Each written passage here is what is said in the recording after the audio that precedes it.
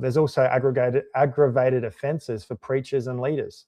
That's non-specific. That's not attached to just one specific religion or one specific worldview. And as someone who's a Christian who believes in a biblical worldview, is it hateful for me to believe in biblical marriage, to promote pro-life causes? That's a biblical thing. But to some others with a secular worldview, that might be seen as hateful or offensive. It's a really slippery slope.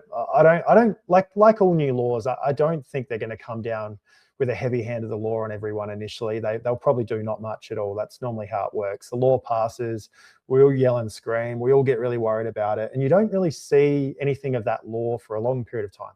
You don't see it being enforced.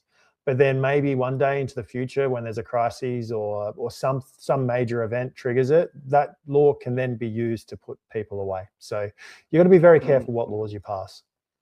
Yeah, no, absolutely right. And this is the thing, even through the recent COVID, the pandemic era, I wasn't aware that even in South Australian legislation, there was something as part of the Emergency Management Act, even at the time, that said that they could enforce medical procedures as part of that legislation that was already in law.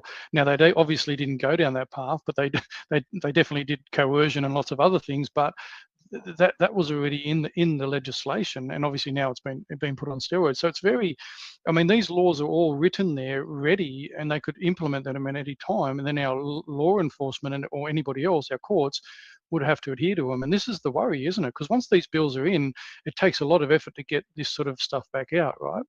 And it takes the will of an elected leader or an elected party to want to repeal bills. I think once the storm passes, this becomes something no one talks about in 2 weeks' time. Remember, the hate crimes bill passed in February of 2025. Have you heard anyone speak about that this month? No. It's law. It's happened. Maybe it hasn't been acted on very much at all yet. But the time will come when these laws are abused or weaponized.